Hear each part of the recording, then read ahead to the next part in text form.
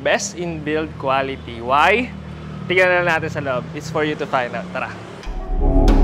Welcome to one of the best townhouse you can find here in Sampaloc, Manila. Let's go!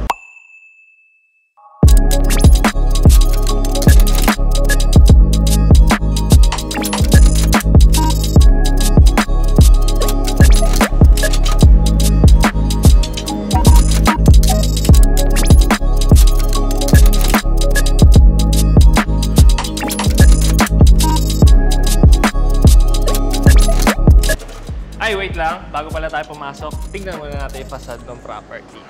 Ayan. So, makikita nyo yung facade ng property natin. Very modern yung design. Meron tayo dyan color black and gray combination. Sabay nilagyan rin nila ng touch of wood design. Sabay yung mga windows natin is reflective na rin yung ginamit. So, may privacy ka dito during daytime. So, tara. Pasok na tayo sa ating main gate.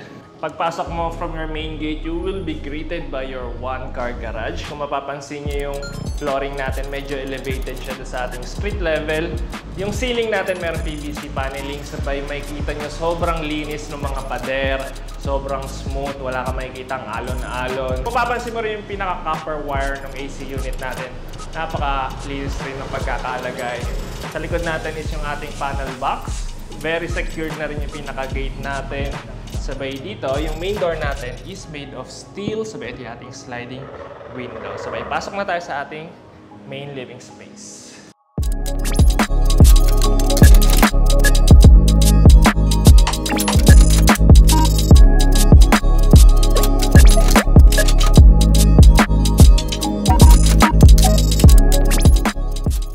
Okay, so pagpasok mo from your main door, you will be greeted by your main living space. Dito yung ating living area.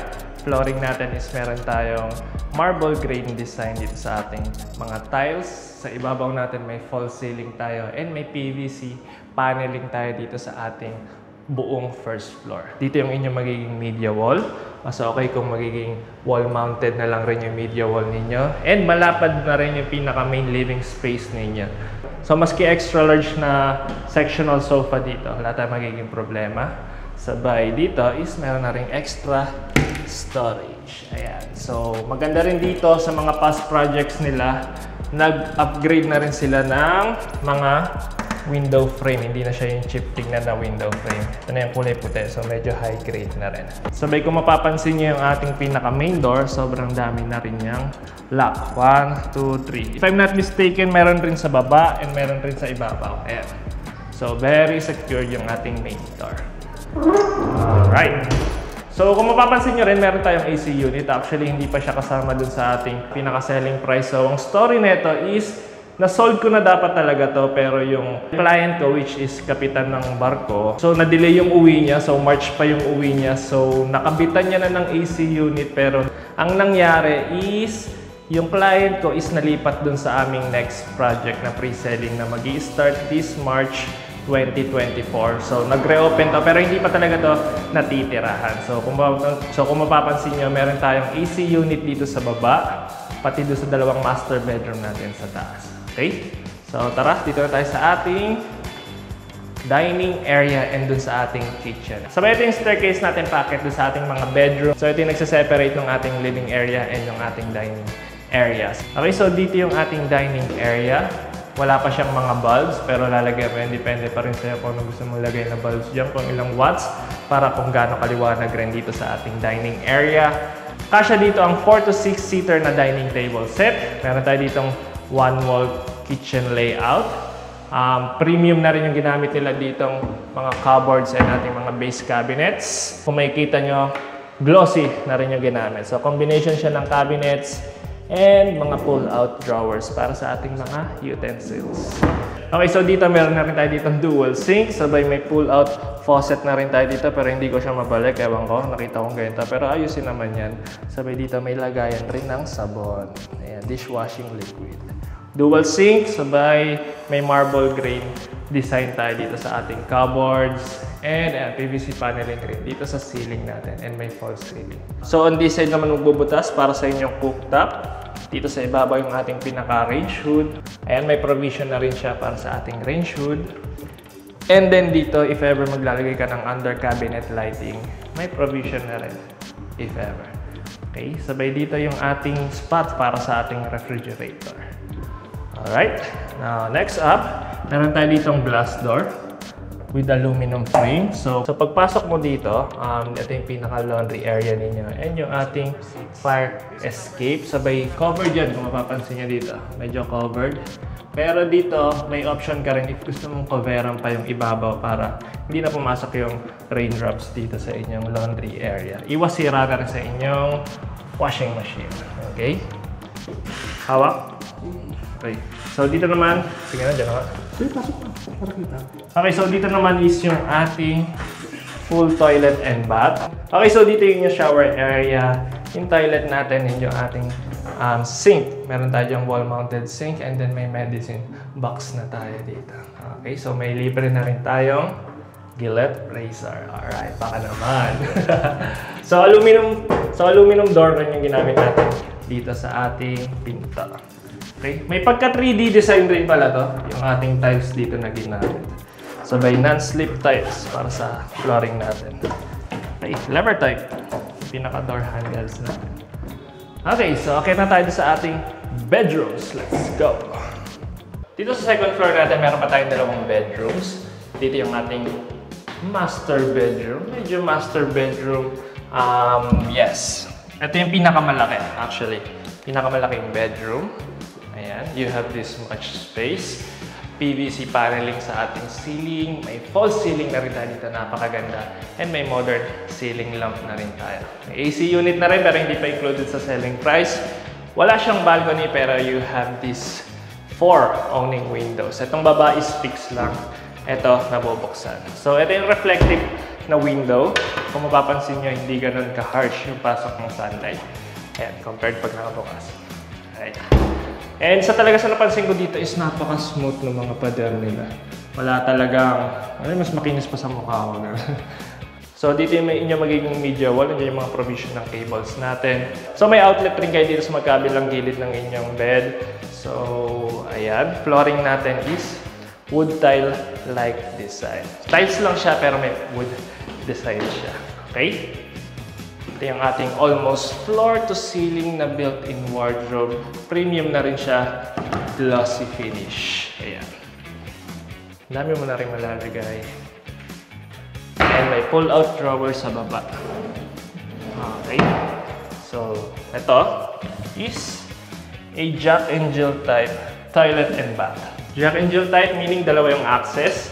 So, para mas maluwag yung kwarto sa likod, which is pupuntahan natin mamaya, ginawa na lang nilang Jack and Jill type to. Para at least hindi nalalabas yung gagamit ng master bedroom natin dito sa second floor. Okay?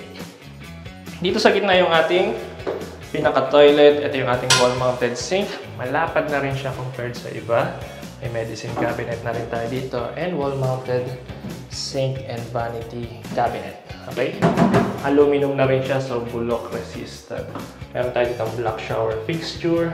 PVC paneling sa ating ceiling. So, ito yung design ng tiles dito sa ating shower area. If ever maglalagay ka ng shower enclosure, dito na lang rin yan. Okay? May pagka 3D rin talaga dito. No? May texture siya. Okay, so tara, diyan ka daan. Dito ako. Ayan. Yan yung pagka Jack and Jill type niya. Okay, so tipid space rin siya kasi mapapansin nyo later dun sa taas. Pinasok yung isang toilet and bath dun sa bedroom, so medyo mas lumiit. So ma-appreciate nyo rin talaga yung Jack and Jill type later on. Okay? So ito yung bedroom number 2 natin. Ito yung sa likod ng property.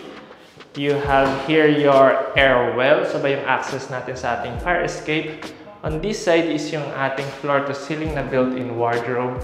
May cove ceiling design tayo dito sa magkabilang gilid. Lalagyan mo na lang yan ng diffuse na LED strips. Sabay, ito yung ating built-in wardrobe. Premium design na rin. High quality na rin. Glossy design. Same yung flooring natin dito sa buong second floor. May AC unit na rin pero hindi kasama sa ating selling price. Okay, so tara, akin na tayo sa ating third floor para doon sa ating dalawang bedrooms. Let's go. Okay, so dito naman sa third floor natin, yung ating mga staircase is merong low-level lighting. Ayan. Pero ito, sa ibabaw natin sa ceiling is meron tayo dyang drop light or chandelier na pwede mong palitan in the future para mas engrande, di ba? So, meron tayo ditong dalawang pinto, dalawang bedroom. Dito muna tayo sa likod. Yung mga doors pala natin is may pagka-wood design na rin siya. Okay? So, ito yung sinabi ko sa inyo, mas maganda yung Jack and Jill dun sa baba. Since ito may sariling ensuite toilet and bath. Ayan. Meron tayo diyang sink, toilet, and yung shower area natin. So, ang natirang space na lang dito is ganito na lang kalaki. Ayan. So, dito yung inyong magiging position ng inyong bed. Kasya naman rin siguro ito maski double size na bed. Ito yung access natin sa fire escape and sa ating ventilation. Ayan. Okay. So, may AC unit na rin dyan pero hindi nga ulit kasama sa selling price. Ayan. High quality aluminum na rin yung ginamit dito sa ating mga window frame. Dito medyo lumiit yung ating built-in wardrobe. Pero movable siya, guys. So, kayo bahala kung anong gusto nyo positioning nung bed nyo dito. Pero siguro perfect na rin nandito sabay. May study table tayo dito. Okay na, okay rin. Okay, may cove ceiling design rin tayo sa ceiling. Okay, so punta na rin tayo dito sa ating bedroom number 4. Dito sa ating last bedroom. So, actually, ito talaga yung pinaka-master bedroom. Okay, so meron ka ditong walk-in closet. Ayun. Ayan yung walk-in closet natin. Sabay, meron ka pa ditong space. So, pwede ka dito maglagay ng vanity mirror. And if gusto mo magdagdag pa ng cabinets on this side, pwede rin. Sabay, ito yung ensuite toilet and bath natin. Ayan. May built-in sink tayo, wall-mounted. May medicine cabinet, toilet, and then yung shower area natin. Lubog yun dito sa ating shower area on this side. Okay? Now, proceed na tayo dito. So, dito, ang laki na rin ng pinaka-false ceiling natin dito. Ayan, meron tayong modern ceiling lamp, pero mas okay kung lalakihan nyo pa yan in the future. Sabay, may provision na rin yan if ever na magko-cove lighting ka dito pa sa gilid. Diba? Para mas maangas. And then, you also have a balcony. Ayan. Lever type na rin yung pinaka-handle natin dyan. Ayan. So, ito yung balcony natin. Kung papansin nyo, wala kayong kapitbahay sa harap. So, ito yung Dapitan Complex. So, sa tapat ninyo is may tennis. So, meron tayo dyan tennis court. Bandang gitna is basketball court. Sabay, may swimming pool rin tayo dun sa dulo. Okay? So, public lang naman yan, guys. Okay. Dito, meron tayong outdoor fluted wall panel. Ayan. May accent lights na rin tayo. And kapag gabi, kung mapapansin nyo, meron tayo dyang diffuse na strip lights dito sa... Wait lang, buksan ko. Diyan ka lang. Ayan, naangas. Ayan, naangas, di ba? Lalo na paggabi. Napakaganda niyan tignan. Okay? So, tara. Pasok. So, dito may konting space rin tayo dito. So, pwede ka maglagay dito ng inyong table. Sabay, reflective window na rin yung ginamit nila dito. Reflective glass. So yun nga guys, napakaganda ng pagkakagawa dito. Napaka-smooth ng mga pader. Maging ito, nakakasugat sa sobrang talim, ang tulis. Sabay, sobrang linis rin. Maski yung mga grouting, lahat-lahat, wala kang makikitang parang may nadala. Okay? Pati yung mga switch natin sa ilaw, cabinets. So all in all, isa to sa best option na makikita mo dito sa Sampaloc, Manila. So, nasa gitna rin siya ng Espanya and Dapitan. So, sobrang accessible rin nito sa University Belt and likod lang rin to ng Maceda. So, if ever nabaha sa Espanya, may isa ka pang access dito sa Dapitan. Kung traffic sa Dapitan, pwede kang dumaan dito sa Espanya. Okay? Okay, so dito na lang tayo magre-recap para mahangin.